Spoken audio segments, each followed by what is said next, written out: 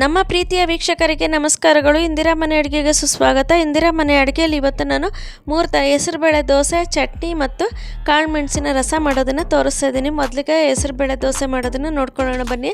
ನಾವು ಮೊದಲಿಗೆ ಒಂದು ಅರ್ಧ ಗ್ಲಾಸ್ ಅಕ್ಕಿನ ನೆನೆಸ್ಕೊಂಡಿದ್ದೀನಿ. ಚೆನ್ನಾಗಿ ತೊಳೆದು ನೆನೆಸ್ಕೊಂಡಿದ್ದೀನಿ. ಸೊಸೈಟಿ ಅಕ್ಕಿನ ಹಾಕ್ಕೊಂಡಿದ್ದೀನಿ. ನಾವು ಹೆಸರುಬೇಳೆನ 1.5 ಗ್ಲಾಸ್ ಹಾಕಷ್ಟು ನೆನೆಸ್ಕೊಂಡಿದ್ದೀನಿ. 3 ಭಾಗ ಹೆಸರುಬೇಳೆ ಹಾಕ್ಕೊಂಡಿದ್ದೀನಿ, 1/4 ಭಾಗ ಅಕ್ಕಿ ಹಾಕ್ಕೊಂಡಿದ್ದೀನಿ. ನೋಡಿ, ಇವಾಗ 1 ಭಾಗ ಹಾಕಿ 3 ಭಾಗ ಹೆಸರುಬೇಳೆನ ಹಾಕ್ಕೊಂಡಿದ್ದೀನಿ. ಇವಾಗ ನಾನು 1.5 ಇಂಚಷ್ಟು ಶುಂಠಿ ತೊಗೊಂಡಿದ್ದೀನಿ. ಶುಂಠಿ ತೊಗೊಂಡು ಒಂದು 4-5 ಹಸಿಮೆಣ್ಸಿನ್ಕಾಯಿನ ಹಾಕ್ಕೊಂಡು ನಾವು ಇವಾಗ ಅಕ್ಕಿನ ಚೆನ್ನಾಗಿ ನಾವು ನೈಸಾಗಿ ರುಬ್ಕೋಬೇಕಾಗುತ್ತೆ. ಸ್ವಲ್ಪ ನೀರು ಹಾಕ್ಕೊಂಡು, ನಾವು ಜಾಸ್ತಿ ನೀರು ಹಾಕ್ಕೋಬಾರ್ದು, ತೆಳ್ಳಗೆ ಮಾಡ್ಕೋಬಾರ್ದು. ದೋಸೆ ಹಿಟ್ಟಿಗಿಂತ ಸ್ವಲ್ಪ ಗಟ್ಟಿಯಾಗಿರ್ಬೇಕು ಅಷ್ಟೇ. ನಾವು ದೋಸೆ ಹಿಟ್ಟಿಗೂ ನಮಗೆ ಇಡ್ಲಿ ಹಿಟ್ಟಿಗೂ ಸೆಂಟ್ರಲ್ಲಿ ಇರಬೇಕಾಗುತ್ತೆ, ಅಷ್ಟು ನಾವು ರುಬ್ಕೋಬೇಕಾಗುತ್ತೆ. ನೋಡಿ, ಇವಾಗ ನಾವು ನೈಸಾಗಿ ರುಬ್ಕೊಂಬಂದಿದ್ದೀವಿ. ರುಬ್ಕೊಂಬಂದಾದ್ಮೇಲೆ ಇವಾಗ ಹೆಸರುಬೇಳೆನ ನಾವು ರುಬ್ಕೊಂಬಂದ್ಬಿಡೋಣ. ಹೆಸರುಬೇಳೆನ ಕೂಡ ನಾವು ಸೇರಿಸಿ ರುಬ್ಕೊಂಬಿಡೋಣ. ಅದೇ ಮಿಕ್ಸಿ ಜಾರ್ಗೆ ಹಾಕ್ಕೊಂಡು ನಾವು ಹೆಸರುಬೇಳೆನ ರುಬ್ಕೊಂಬಿಡೋಣ. ನೋಡಿ, ದಯವಿಟ್ಟು ನಮ್ಮ ವೀಡಿಯೋನ ಯಾರಾದರೂ ಮೊದಲನೇ ಸರಿ ನೋಡ್ತಿದ್ರೆ ದಯವಿಟ್ಟು ಸಬ್ಸ್ಕ್ರೈಬ್ ಮಾಡಿ, ಬೆಲ್ ಬಟನ್ ಒತ್ತಿ. ನಾವು ಹಾಕೋ ಪ್ರತಿ ವೀಡಿಯೋನೂ ನಿಮಗೆ ಬಂದು ಸೇರುತ್ತೆ. ನಮಗೆ ಯಾರದೇ ವೀಡಿಯೋ ನೋಡಿದ್ರೂ ದಯವಿಟ್ಟು ಸಬ್ಸ್ಕ್ರೈಬ್ ಮಾಡಿ, ಬೆಲ್ ಬಟನ್ ಒತ್ತಿ. ನಾವು ಹಾಕೋ ಪ್ರತಿ ವೀಡಿಯೋನೂ ನಿಮಗೆ ಬಂದು ಸೇರುತ್ತೆ. ಯಾರದೇ ವೀಡಿಯೋ ನೋಡಿದ್ರೂ ದಯವಿಟ್ಟು ಪೂರ್ತಿ ವಿಡಿಯೋ ನೋಡಿ ಕಮೆಂಟ್ ಮಾಡಿ. ನಿಮ್ಗೆ ವಿಡಿಯೋ ಇಷ್ಟ ಆದರೆ ಒಂದು ಲೈಕ್ ಮಾಡಿ. ನೀವು ಲೈಕ್ ಮಾಡಿದ್ರೆ ನಮಗೆ ಇನ್ನೊಂದು ಸ್ವಲ್ಪ ಜನಕ್ಕೆ ನಾವು ವಿಡಿಯೋ ಮುಂದಕ್ಕೆ ಹೋಗೋದಕ್ಕೆ ಹೆಲ್ಪ್ ಆಗುತ್ತೆ. ನಮಗೂ ವಿಡಿಯೋ ಮಾಡೋದಕ್ಕೆ ಉತ್ಸಾಹ ಬರುತ್ತೆ. ನೋಡಿ, ಮಿಕ್ಸಿಗೆ ಹಾಕಿ ಇದೆಲ್ಲ ಆಯಿತು, ನೈಸಾಗಿ ರುಬ್ಕೊಂಡಿದ್ದಾಯಿತು. ಅದಕ್ಕೆ ರುಚಿಗೆ ತಕ್ಕಷ್ಟು ಉಪ್ಪು ಹಾಕ್ಕೊಳ್ಳೋಣ. ಉಪ್ಪು ಹಾಕ್ಕೊಂಡು ನಾವು ತಕ್ಷಣವೇ ನಾವು ದೋಸೆ ಮಾಡ್ಕೋಬೋದಾಗುತ್ತೆ. ಇದನ್ನು ಪಕ್ಕಕ್ಕೆ ಇಟ್ಬಿಟ್ಟು ನಮಗೆ ಒಂದು ಚಟ್ನಿಗೆ ರೆಡಿ ಮಾಡ್ಕೊಂಬಿಡೋಣ. ಇದನ್ನು ಆಗಿದೆ ನೋಡಿ, ಇಷ್ಟು ನಮಗೆ ತೆಳ್ಳಗೆ ಮಾಡಿಕೊಂಡ್ರೆ ಸಾಕಾಗುತ್ತೆ. ತುಂಬ ಗಟ್ಟಿ ಮಾಡ್ಕೋಬಾರ್ದು, ತುಂಬ ತೆಳ್ಳಗೂ ಮಾಡ್ಕೋಬಾರ್ದು.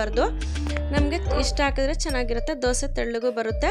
ನೋಡಿ, ಇವಾಗ ನಾನು ಒಂದು ಅರ್ಧ ಕಪ್ಪಿನಷ್ಟು ನಾನು ಕಡಲೆ ಬೀಜನ ನಾನು ಚೆನ್ನಾಗಿ ಹುರ್ಕೊಳ್ತಾ ಇದ್ದೀನಿ. ನಾವು ಹುರ್ಕೊಂಡು ಪಕ್ಕಕ್ಕೆ ಇಟ್ಕೊಂಡ್ಬಿಡೋಣ. ಕಡಲೆ ಬೀಜ ಹುರ್ಕೊಂಡು ತಣ್ಣಗಾಗೋದಕ್ಕೆ ಬಿಟ್ಬಿಡೋಣ. ಬಿಟ್ಟಾದಮೇಲೆ ನಾವು ಒಂದು ಮಿಕ್ಸಿ ಜಾರ್ ತೊಗೊಂಡಿದ್ದೀನಿ. ಮಿಕ್ಸಿ ಜಾರ್ ತೊಗೊಂಡು ಅದಕ್ಕೆ 1 ಕಪ್ ತೆಂಗಿನಕಾಯಿ ತುರಿ ಹಾಕ್ಕೊಳ್ತಾ ಇದ್ದೀನಿ. ತೆಂಗಿನಕಾಯಿ ತುರಿ 1 ಕಪ್ ಹಾಕ್ಕೊಂಡು ನಮಗೆ ಅರ್ಧ ಕಪ್ಪು ಕಡಲೆ ಬೀಜ, ಅರ್ಧ ಕಪ್ಪು ಕಡಲೆಪಪ್ಪನ್ನು ಹಾಕ್ಕೊಳ್ತಾ ಇದ್ದೀನಿ ನಾನು. ನೋಡಿ, ಇವಾಗ ಅದಕ್ಕೆ ಸ್ವಲ್ಪ ಕರಿಬೇವಿನ ಸೊಪ್ಪು ಹಾಕ್ಕೊಳ್ತಿದ್ದೀನಿ. ಕರಿಬೇವಿನ ಸೊಪ್ಪು ನಮಗೆ ಕೂದಲಿಗೆ, ಕಣ್ಣಿಗೆ ಎಲ್ಲ ತುಂಬ ಒಳ್ಳೆಯದಾಗಿರುತ್ತೆ. ಹಾಗಾಗಿ ನಾನು ಹಸಿ ಕರಿಬೇವಿನ ಸೊಪ್ಪನ್ನ ಪ್ರತಿಯೊಂದಕ್ಕೂ ನಾನು ಸೇರಿಸ್ಕೊಳ್ತಾ ಇರ್ತೀನಿ. ಸಾರು ಕೂಡ ಹಸಿ ಕರಿಬೇವಿನ ಸೊಪ್ಪು ಹಾಕಿ ನಾನು ಸ್ವಲ್ಪ ಬೇಯಿಸ್ಕೊಳ್ತೀನಿ. ಒಂದು 6-7 ಹಸಿಮೆಣ್ಸಿನ್ಕಾಯಿ ಹಾಕ್ಕೊಳ್ಳೋಣ. ನೋಡಿ, ಕಡಲೆ ಬೀಜನ ಹುರಿದು ಸಿಪ್ಪೆ ತೆಗೆದು ಹಾಕ್ಕೊಂಡಿದ್ದೀನಿ. ನಾನು ಕಡಲೆ ಬೀಜ ಎಷ್ಟು ತೊಗೊಂಡಿದ್ದೀನಿ ಅಷ್ಟೇ ಕಡಲೆಪಪ್ಪನ ಹಾಕ್ಕೊಂಡಿದ್ದೀನಿ. ಬರೀ ಕಾಯಿ ಚಟ್ನಿ ಮಾಡಿಕೊಂಡ್ರೆ ತುಂಬ ಚೆನ್ನಾಗಿರುತ್ತೆ ಇದಕ್ಕೆ. ನೋಡಿ, ಇವಾಗ ನಾನು ಹುಣಸೆಹಣ್ಣು ಸ್ವಲ್ಪ ಹಾಕ್ಕೊಂಡಿದ್ದೀನಿ. ರುಚಿಗೆ ತಕ್ಕಷ್ಟು ಉಪ್ಪು ಕೂಡ ಹಾಕ್ಕೊಂಡ್ಬಿಡ್ತಾ ಇದ್ದೀನಿ. ರುಚಿಗೆ ತಕ್ಕಷ್ಟು ಉಪ್ಪು ಹಾಕ್ಕೊಂಡು ಸ್ವಲ್ಪ ಒಂದು ಅರ್ಧ ಇಂಚಿನಷ್ಟು ಶುಂಠಿ ಹಾಕ್ಕೊಂಡಿದ್ದೀನಿ. ಒಂದು 6-7 ಹಸಿರು ಬೆಳ್ಳುಳ್ಳಿನ ಹಾಕ್ಕೊಂಡಿದ್ದೀನಿ. ಬೆಳ್ಳುಳ್ಳಿ, ಶುಂಠಿ, ಹುಣಸೆಹಣ್ಣು ಇದೆಲ್ಲ ನಮಗೆ ಕೋಲ್ಡ್ ಟೈಮ್ಗೆ ನಮಗೆ ಆರೋಗ್ಯಕರವಾಗಿರುತ್ತೆ. ನಮಗೆ ಕಫ ಕೋಲ್ಡ್ ಎಲ್ಲ ಇದಕ್ಕೆ ನಮಗೆ ಚೆನ್ನಾಗಿರುತ್ತೆ. ಸ್ವಲ್ಪ ಕೊತ್ತಂಬರಿ ಹಾಕ್ಕೊಂಡು ಸ್ವಲ್ಪ ನೀರು ಹಾಕ್ಕೊಂಡು ನಾವು ಸ್ವಲ್ಪ ತರಿಯಾಗಿ ನಾವು ರುಬ್ಕೊಳ್ಳೋಣ. ತುಂಬ ತರಿಯಾಗಿ ಹಾಕ್ಬಾರ್ದು, ತುಂಬ ನೈಸಾಗಿ ರುಬ್ಕೋಬಾರ್ದು. ಚಟ್ನಿನ ಆವಾಗ ಚೆನ್ನಾಗಿರುತ್ತೆ. ಒಂದು 1/4 ಟೀ ಸ್ಪೂನ್ ಅಷ್ಟು ಸಕ್ಕರೆ ಹಾಕ್ಕೊಂಡ್ರು ತುಂಬ ಚೆನ್ನಾಗಿರುತ್ತೆ, ಚಟ್ನಿ ಟೇಸ್ಟಾಗಿರುತ್ತೆ. ನೋಡಿ, ಇವಾಗ ನಾವು 1 ಸ್ಪೂನ್ ಎಣ್ಣೆ ಹಾಕ್ಕೊಂಡಿದ್ದೀನಿ. ಅರ್ಧ ಟೀ ಸ್ಪೂನ್ ಸಾಸಿವೆ, ಅರ್ಧ ಟೀ ಸ್ಪೂನ್ ಜೀರಿಗೆ ಮತ್ತು 1 ಸ್ಪೂನಷ್ಟು ನಾನು ಉದ್ದಿನ ಬೇಳೆನ ಹಾಕ್ಕೊಂಡಿದ್ದೀನಿ. ಕಡಲೆಬೇಳೆನ ಹಾಕ್ಕೊಳ್ಳಿ, ತುಂಬ ಚೆನ್ನಾಗಿರುತ್ತೆ. ಕಡಲೆಬೇಳೆ ಹಾಕೋದನ್ನು ಸ್ಕಿಪ್ ಆಗಿಬಿಟ್ಟಿದೆ ಇದರಲ್ಲಿ. ನೋಡಿ, ಇವಾಗ ನಾನು ಒಂದು ಸ್ವಲ್ಪ ಕರಿಬೇವಿನ ಸೊಪ್ಪು, ಒಂದು 4 ಒಣಗಿದ ಮೆಣಸಿನ್ಕಾಯಿನ ಮುರಿದು ಹಾಕ್ಕೊಂಡಿದ್ದೀನಿ. ಒಗ್ಗರಣೆ ತಣ್ಣಗೆ ಮಾಡಿಕೊಂಡು ನಾವು ಚಟ್ನಿಗೆ ಹಾಕ್ಕೊಂಡ್ರೆ ಚೆನ್ನಾಗಿರುತ್ತೆ. ನೋಡಿ, ಇವಾಗ ನಾವು ಚಟ್ನಿ ರುಬ್ಕೊಂಡಿರೋದನ್ನು ಇದಕ್ಕೆ ಒಂದು ಬಟ್ಲಿಗೆ ಸೇರಿಸ್ಕೊಂಡಿದ್ದೀನಿ. ಸೇರಿಸ್ಕೊಂಡು ಒಗ್ಗರಣೆ ತಣ್ಣಗೆ ಮಾಡ್ಕೊಂಡು ಇದಕ್ಕೆ ಸೇರಿಸ್ಕೊಂಡಿದ್ದೀನಿ. ಸೇರಿಸ್ಕೊಂಡಿದ್ದಾದಮೇಲೆ ಮಿಕ್ಸಿ ಜಾರ್ಗೆ ನಾವು ನೀರು ಹಾಕ್ಕೊಂಡು ಸ್ವಲ್ಪ ಚೆನ್ನಾಗಿ ನಾವು ನೀರು ಹಾಕ್ಕೊಂಡು, ತುಂಬ ನೀರು ಹಾಕ್ಕೋಬಾರ್ದು, ಸ್ವಲ್ಪ ಗಟ್ಟಿಯಾಗಿ ನೀರು ಹಾಕ್ಕೊಂಡು ನಾವು ಅದಕ್ಕೆ ಸೇರಿಸ್ಕೊಂಡ್ಬಿಟ್ಟು ಮಿಕ್ಸ್ ಮಾಡ್ಕೊಳ್ಳೋಣ. ಇವಾಗ ದೋಸೆ ಮಾಡ್ಕೊಳ್ಳೋಣ. ದೋಸೆ ಹೆಂಚನ್ನು ನಾವು ಮೀಡಿಯಮ್ ಆಗಿ ಕಾಯಿಸಬೇಕು, ತುಂಬ ಕಾಯಿಸಬಾರ್ದು. ಒಂದು ಸ್ವಲ್ಪ ನೀರನ್ನು ಚಮಕಿಸಿ ನಾವು ಈರುಳ್ಳಿ ನಾವು ಸವರಿದಾಗ ನಮಗೆ ದೋಸೆ ತುಂಬಾ ಚೆನ್ನಾಗಿ ಬರುತ್ತೆ. ನೋಡಿ, ಯಾವುದೇ ಆಗಲಿ ಯಾವಾಗಲೇ ಆಗಲಿ ದೋಸೆಗೆ ಚಪಾತಿಗೆಲ್ಲ ಸಪ್ರೇಟಾಗಿ ಹೆಂಚಿಟ್ರೆ ತುಂಬ ಚೆನ್ನಾಗಿರುತ್ತೆ. ಅದು ಆಮ್ಲೆಟ್ಗಂತೂ ನೀವು ಸಪ್ರೇಟಾಗಿ ಹೆಂಚಿಟ್ಕೊಂಡು ಮಾಡಿಕೊಂಡ್ರೆ ಚೆನ್ನಾಗಿರುತ್ತೆ. ಒಂದೇ ಹೆಂಚಲ್ಲಿ ಮಾಡಿದ್ರೆ ನಮಗೆ ಮೊಟ್ಟೆ ವಾಸನೆ ಬರ್ತಾನೆ ಇರುತ್ತೆ. ಹಾಗಾಗಿ ಪ್ರತಿಯೊಂದಕ್ಕೂ ಸಪ್ರೇಟಾಗಿ ಇಟ್ಕೊಂಡ್ರೆ ತುಂಬ ಚೆನ್ನಾಗಿರುತ್ತೆ, ಕಷ್ಟ ಅನ್ಸೋದಿಲ್ಲ ನಮಗೆ. ನೋಡಿ, ಇವಾಗ ದೋಸೆಗೆ ರೆಡಿಯಾಗಿದೆ. ನಿಮಗೆ ಇದಕ್ಕೆ ತುಪ್ಪ ಹಾಕ್ಕೊಂಡು ತಿಂದರೂ ತುಂಬ ಚೆನ್ನಾಗಿರುತ್ತೆ. ಇದರ ಜೊತೆಗೆ ನಾವು ಈರುಳ್ಳಿ, ಹಸಿಮೆಣ್ಸಿನ್ಕಾಯಿ, ಕೊತ್ತಂಬರಿ ಎಲ್ಲ ಹಾಕ್ಕೊಂಡು ತಿಂದರೆ ನಮಗೆ ಚಟ್ನಿನೂ ಬೇಡ, ಹಾಗೆ ತಿನ್ಬೋದಾಗುತ್ತೆ, ಚೆನ್ನಾಗಿರುತ್ತೆ. ಮತ್ತು ಹೆಸರುಬೇಳೆ ಹೆಲ್ತಿ ರೆಸಿಪಿ ಕೂಡ ಮಾಡಿ ನೋಡಿ. ಈ ಥರ ಮಕ್ಕಳಿಗೆಲ್ಲ ಮಾಡಿಕೊಟ್ರೆ ತುಂಬ ಹೆಲ್ತಿಗೆ ಚೆನ್ನಾಗಿರುತ್ತೆ. ನೋಡಿ ದೋಸೆ ರೆಡಿಯಾಗಿದೆ. ಇನ್ನೊಂದು ದೋಸೆ ಹಾಕ್ಕೊಳ್ತಾ ಇದ್ದೀನಿ. ಇನ್ನೊಂದು ದೋಸೆ ಹಾಕ್ಕೊಳ್ತಿದ್ದೀನಿ. ನೋಡಿ ನಿಮಗೆ ಏನಾದರೂ ಅಡುಗೆ ಬೇಕಿದ್ದರೂ ತಿಳಿಸಿ. ನಿಮ್ಗೆ ಏನಾದರೂ ಅಡುಗೆ ಗೊತ್ತಿದ್ರೂ ಕೂಡ ಕಮೆಂಟ್ ಮಾಡಿ ತಿಳಿಸಿ. ನಾವು ಟ್ರೈ ಮಾಡಿ ನಿಮಗೆ ಹೇಳ್ತೀವಿ ಹೇಗಿದೆ ಅಂತೇಳಿ. ನಮ್ಮ ವಿಡಿಯೋನ ಹೇಗಿದೆ ಅಂತೇಳಿ ನೀವು ಕಮೆಂಟ್ ಮಾಡಿ. ನಿಮಗೆ ಫ್ರೆಂಡ್ಸ್ಗೆ ನೆಂಟರಿಗೆಲ್ಲ ಶೇರ್ ಮಾಡೋದನ್ನು ಮರಿಬೇಡಿ. ನಮ್ಮ ವಿಡಿಯೋನ ಲೈಕ್ ಮಾಡೋದನ್ನು ಮರಿಬೇಡಿ. ಸಬ್ಸ್ಕ್ರೈಬ್ ಮಾಡೋದನ್ನು ಮರಿಬೇಡಿ ದಯವಿಟ್ಟು. ನಮ್ಮದು ಇನ್ನೊಂದು ಚಾನಲ್ ಇದೆ, ಇಂದ್ರಾಣಿ ವ್ಲಾಗ್ಸ್ ಇದೆ. ಇಂದ್ರಾಣಿ ವ್ಲಾಗ್ಸ್ನ ಕೂಡ ದಯವಿಟ್ಟು ನೋಡಿ, ಅದಕ್ಕೂ ಕೂಡ ಸಪೋರ್ಟ್ ಮಾಡಬೇಕಂತ ಕೇಳ್ಕೊಳ್ತೀನಿ. ಅದಕ್ಕೂ ಸಪೋರ್ಟ್ ಮಾಡಿ. ಇದಕ್ಕೆ ನಾವು ಎಷ್ಟು ಸಪೋರ್ಟ್ ಮಾಡಿದ್ದೀರಾ, 1700 ಜನ ಸಬ್ಸ್ಕ್ರೈಬರ್ಸ್ ಇದ್ದೀರಾ. ದಯವಿಟ್ಟು ನೀವೆಲ್ಲ ಸಪೋರ್ಟ್ ಮಾಡಿದ್ದಕ್ಕೆ ತುಂಬ ಧನ್ಯವಾದಗಳು. ಅದೇ ಥರ ಅದಕ್ಕೂ ಸಪೋರ್ಟ್ ಮಾಡಬೇಕಂತ ಕೇಳ್ಕೊಳ್ತಾ ಇದ್ದೀನಿ. ನೋಡಿ ಇವಾಗ ನಾವು ರಸ ಮಾಡೋದಕ್ಕೆ ರೆಡಿ ಮಾಡ್ಕೊಳ್ಳೋಣ. ನೋಡಿ ಇಷ್ಟು ಸ್ವಲ್ಪ ಟೊಮೆಟೊ ತೊಗೊಂಡಿದ್ದೀನಿ, ಒಂದು ನಿಂಬೆಹಣ್ಣು ಗಾತ್ರದ ಹುಣಸೆಹಣ್ಣು ತೊಗೊಂಡಿದ್ದೀನಿ. ಇದು ಹುಳಿ ಜಾಸ್ತಿ ಇದೆ, ಹಾಗಾಗಿ ಕಡಿಮೆ ತೊಗೊಂಡಿದ್ದೀನಿ.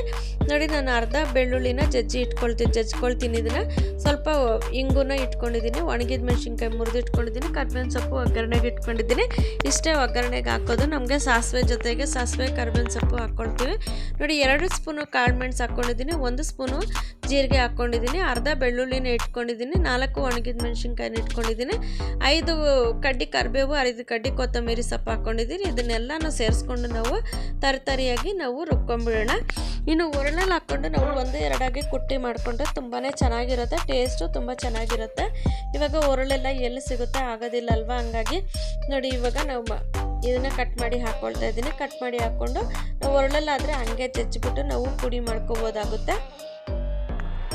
ಇವಾಗ ಹಾಕ್ಕೊಂಡು ನಾವು ತರಕಾರಿಯಾಗಿ ರುಬ್ಕೊಂಡು ಇದಕ್ಕೊಂದು ಚೂರು ಅರಿಶಿನ ಪುಡಿ ಹಾಕ್ಕೊಳ್ಳೋಣ. ಒಂದು ಅರ್ಧ ಟೀ ಸ್ಪೂನಷ್ಟು ಅರಿಶಿನ ಪುಡಿ ಹಾಕ್ಕೊಂಡಾಗ ನಮಗೆ ಆರೋಗ್ಯವಾಗಿರುತ್ತೆ, ಎಲ್ಲನೂ ಆರೋಗ್ಯಕರವಾಗಿರುತ್ತೆ. ಗಂಟ್ಲು ಕಫ ಕಟ್ಟಿರೋದಕ್ಕೆ, ಗಂಟ್ಲು ಕೆರೆತ ಮತ್ತು ಕೋಲ್ಡು ಕೆಮ್ಮು ಎಲ್ಲನೂ ಚೆನ್ನಾಗಾಗುತ್ತೆ. ಜ್ವರ ಕೂಡ ನಮಗೆ ಕಡಿಮೆ ಆಗಿಬಿಡುತ್ತೆ. ನೋಡಿ ಇವಾಗ ನಾವು ಟೊಮೆಟೊ ರಸ ಮಾಡೋದಕ್ಕೆ ಟೊಮೆಟೊನ ಹುಣಸೆಹಣ್ಣನ್ನು ನಾವು ಚೆನ್ನಾಗಿ ಕುದಿಸ್ಕೊಂಡಿದ್ದೀನಿ. ಒಂದು ಕುದಿಸ್ಕೊಂಡಿದ್ದೀನಿ. ನೋಡಿ ನಮಗೆ ಟೊಮೆಟೊ ರಸ ಮಾಡೋದಕ್ಕೆ ಇನ್ನೊಂದು ಟಿಪ್ಸ್ ಏನಂತಂದರೆ, ನಮಗೆ ಎಷ್ಟು ನೀರು ಬೇಕೋ ಅಷ್ಟು ನೀರನ್ನು ಹಾಕ್ಕೊಂಡು ನಮ್ಮ ಟೊಮೆಟೊ ಕುದಿಸ್ಕೊಂಡಾಗ ಇಟ್ಕೊಂಡ್ರೆ ನಮಗೆ ಚೆನ್ನಾಗಿರುತ್ತೆ. ಮತ್ತು ನಾವು ನೀರು ಹಾಕ್ಕೊಂಡು ಮಾಡ್ಕೊಂಡಾಗ ನಮಗೆ ಚೆನ್ನಾಗಿರೋದಿಲ್ಲ. ನಮ್ಗೆ ಎಷ್ಟು ರಸ ಬೇಕೋ ಅಷ್ಟು ಮಟ್ಟಕ್ಕೆ ನಾವು ಮಾಡಿಕೊಂಡು ಅಷ್ಟಕ್ಕೆ ತಕ್ಕನಂಗೆ ನಾವು ಬೆಳ್ಳುಳ್ಳಿ ಜೀರಿಗೆ ಮೆಣಸು ಎಲ್ಲ ತೊಗೊಂಡ್ರೆ ತುಂಬ ಚೆನ್ನಾಗಿರುತ್ತೆ. ನೋಡಿ ಇವಾಗ ಎಲ್ಲ ಆದಮೇಲೆ ನಾವು ಇವಾಗ ರಸ ಒಗ್ಗರಣೆ ಮಾಡ್ಕೊಂಬಿಡೋಣ. ರಸ ಒಗ್ಗರಣೆ ಮಾಡ್ಕೊಳ್ಳೋದಕ್ಕೆ 1-2 ಸ್ಪೂನ್ ಎಣ್ಣೆ ಹಾಕ್ಕೊಂಡಿದ್ದೀನಿ. ಎಣ್ಣೆ ಹಾಕ್ಕೊಂಡು ಒಂದು ಅರ್ಧ ಟೀ ಸ್ಪೂನಷ್ಟು ಸಾಸಿವೆ ಹಾಕ್ಕೊಂಡಿದ್ದೀನಿ, ಬೆಳ್ಳುಳ್ಳಿ ಜಜ್ಜಿ ಹಾಕ್ಕೊಂಡಿದ್ದೀನಿ, ಕರಿಬೇವಿನ ಸೊಪ್ಪು ಹಾಕ್ಕೊಂಡಿದ್ದೀನಿ, ಒಣಗಿದ ಮೆಣಸಿನ್ಕಾಯಿನ ಹಾಕ್ಕೊಂಡು ಸ್ವಲ್ಪ ಫ್ರೈ ಮಾಡ್ಕೊಳ್ಳೋಣ, ಸೀಸ್ಕೋಬಾರ್ದು. ನೋಡಿ 1 ಕಡ್ಡಿ ಕರಿಬೇವಿನ ಕೂಡ ಹಾಕಿದ್ದೀನಿ, ಕರಿಬೇವಿನ ರೆಂಬೆ ಸಮೇತ ಹಾಕಿದ್ದೀನಿ, ಒಂದು ಅರ್ಧ ಟೀ ಸ್ಪೂನಷ್ಟು ಇಂಗುನ ಹಾಕಿದ್ದೀನಿ. ನಾವು ಇವಾಗ ತರಕಾರಿಯಾಗಿ ರುಬ್ಕೊಂಡಿದ್ದಂಥ ರಸದ ಮಸಾಲೆನ ನಾವು ಇವಾಗ ಇದಕ್ಕೆ ಸೇರಿಸ್ಕೊಂಡ್ಬಿಟ್ಟು ನಾವು ಸ್ವಲ್ಪ ಫ್ರೈ ಮಾಡ್ಕೋಬೇಕಾಗುತ್ತೆ. ತುಂಬ ನಾವು ಸೀಸ್ಕೋಬಾರ್ದು, ಸೀಸ್ಬಿಟ್ರೆ ನಮಗೆ ರಸ ಟೇಸ್ಟ್ ಬರೋದಿಲ್ಲ ಮತ್ತು ಬೇರೆ ಥರ ಅನಿಸ್ಬಿಡುತ್ತೆ, ಟೇಸ್ಟೇ ಇರೋದಿಲ್ಲ. ನೋಡಿ ಇವಾಗ ನಾವು ಸ್ವಲ್ಪ ಫ್ರೈ ಆದರೆ ಸಾಕು, ಬೆಳ್ಳುಳ್ಳಿ ಎಲ್ಲ ಸ್ವಲ್ಪ ಕೆಂಪಗೆ ಫ್ರೈ ಆದರೆ ಸಾಕಾಗುತ್ತೆ. ಇವಾಗ ಮಿಕ್ಸಿ ಜಾರ್ಗೆ ನಾನು ಸ್ವಲ್ಪ ನೀರು ಹಾಕ್ಕೊಂಡು ಅದರಲ್ಲಿರೋ ಜೀರಿಗೆ ಮೆಣಸಿಂದೆಲ್ಲ ಸಾರ ಎಲ್ಲ ಹೋಗ್ಬಿಡುತ್ತೆ ಅಂತೇಳಿ ಇದಕ್ಕೆ ಹಾಕ್ಕೊಂಡಿದ್ದೀನಿ. ನೋಡಿ ಟೊಮೆಟೊ ರಸನೂ ಇದಕ್ಕೆ ಸೇರಿಸ್ಕೊಳ್ತಾ ಇದ್ದೀನಿ. ಸೇರಿಸ್ಕೊಂಡ್ಮೇಲೆ ರುಚಿಗೆ ತಕ್ಕಷ್ಟು ಉಪ್ಪು ಹಾಕ್ಕೊಂಡ್ಬಿಡೋಣ.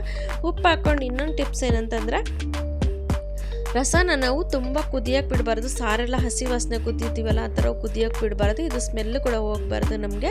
ಹಂಗಾಗಿ ಒಂದು ಕುದಿ ಬಂದರೆ ಸಾಕು, ನಾವು ಆಫ್ ಮಾಡ್ಕೊಂಬಿಟ್ರೆ ಚೆನ್ನಾಗಿರುತ್ತೆ ರಸ. ಮತ್ತು ಮಾರನೇ ದಿನಕ್ಕೆ ಇಟ್ಕೊಂಡು ತಿಂದರೂ ತುಂಬಾ ಚೆನ್ನಾಗಿರುತ್ತೆ ರಸ. ಇದು ಕೆಡೋದಿಲ್ಲ. ನೀವು 2-3 ದಿನ ಇಟ್ಟರು ಇದಕ್ಕೇನು ಕೆಡೋದಿಲ್ಲ, ನಾವು ಈರುಳ್ಳಿ ಏನೂ ಹಾಕಿರಲ್ವಲ್ಲ, ಹಾಗಾಗಿ ಕೆಡೋದಿಲ್ಲ. ರಸನೂ ರೆಡಿಯಾಗಿದೆ. ನೋಡಿ ದೋಸೆನೂ ರೆಡಿ ಆಯಿತು, ಚಟ್ನಿನೂ ರೆಡಿ ಆಯಿತು, ರಸನೂ ರೆಡಿಯಾಗಿದೆ. ಮಧ್ಯಾಹ್ನಕ್ಕೆ ರಸ ಮಾಡ್ಕೊಂಡಿದ್ವಿ. ಸ್ವಲ್ಪ ಕೊತ್ತಂಬರಿ ಹಾಕ್ಕೊಂಡಿದ್ದೀನಿ. ಕೊತ್ತಂಬರಿ ಹಾಕ್ಕೊಂಡು ನಾವು ಸ್ಟವ್ ಆಫ್ ಮಾಡ್ಕೊಂಬಿಟ್ಟಿದ್ದೆ. ಇವಾಗ ಬಟ್ಲಿಗೆ ನಾನು ಸರ್ವ್ ಮಾಡ್ಕೊಂಡ್ಬಿಡ್ತಾ ಇದ್ದೀನಿ.